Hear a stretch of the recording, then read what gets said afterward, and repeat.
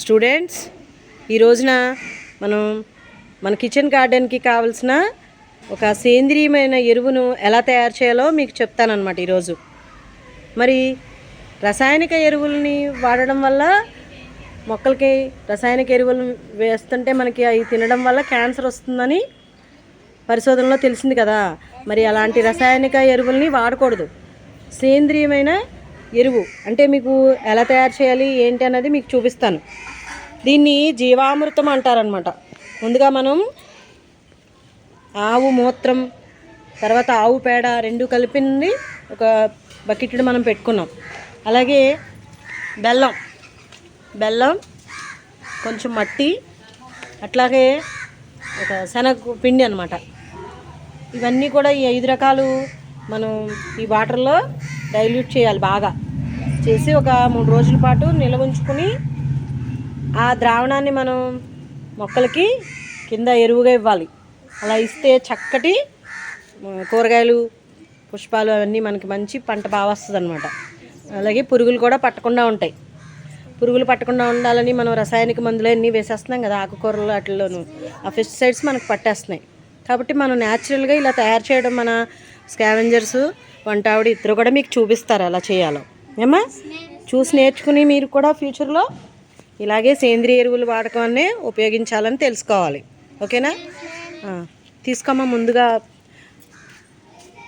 ఈ ఆవు పేడ అది తీసుకో. స్లోగా వేయండి. పిల్లలు అబ్జర్వ్ చేయండి అమ్మా.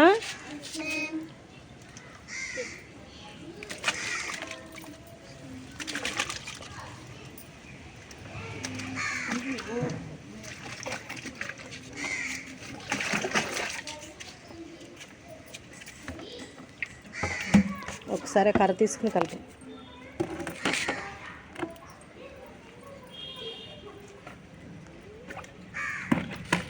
మనకి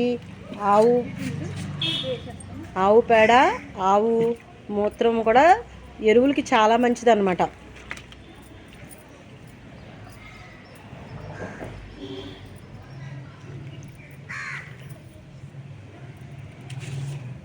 తర్వాత బెల్లం కూడా వేసేయమ్మా. వేసే మొత్తం పట్టేస్తా. స్లోగా ఏమేమి వేసారో చూసారా? ఆవు పేడ ఆవు మూత్రం బెల్లం వేసాం. ఇప్పుడు తర్వాత ఆ పిండి కూడా వేసేయమ్మా. శనగపిండి కూడా వేయాలి. ఆ జెమ్స్ ఫామ్ అయితే మనం ఏం చేయాలి, వాటికి ఆహారంగా ఆ పిండిని వాడుతుంది అనమాట. అందుకు పులవడానికి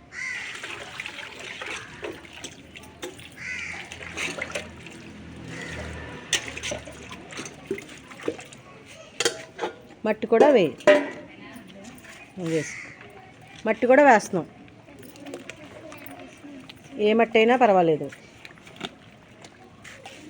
ఇప్పుడు దీన్ని బాగా కలపాలి. క్లాక్ వైజ్ డైరెక్షన్లో కలపాలి. ఎటు పడితే అటు కలిపేయకూడదు. ఒకే వైపుకే కలపాలి.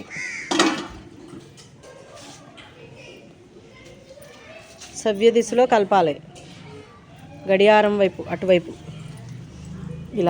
ఇలా తిప్పాలి. అంతే, అలాగే తిప్పాలి. అస్తమానం అటు ఇటు తిప్పేయకూడదు. ఒకవైపే తిప్పాలి. దాన్ని క్లాక్ వైజ్ డైరెక్షన్లో తిప్పాలి పిల్లలు.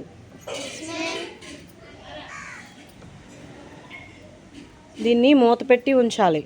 మూత కానీ గోను సంచి కానీ వేసి ఉంచాలి. 2 days 3 days దీన్ని అలాగా దాంట్లో అన్నీ ఫామ్ అవుతాయి అన్నమాట. కొంచెం వాటర్ లైట్గా కొంచెం వాటర్ కూడా యాడ్ చేయండి. ఇంకొంచెం వాటర్ యాడ్ ఉమ్మకుడు. దీని మీద మూత పెట్టేసి 2 days 3 days అయిన తర్వాత మనం మొక్కలకి నేల మీద తర్వాత అలాగే వాటర్లో కలిపి పైన కూడా పిచికారీ చేయాలి. అర్థమైందా?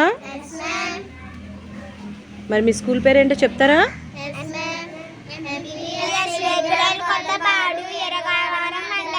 వెస్ట్ గోదావరి జిల్లా. Okay, very good. అర్థమైందమ్మా.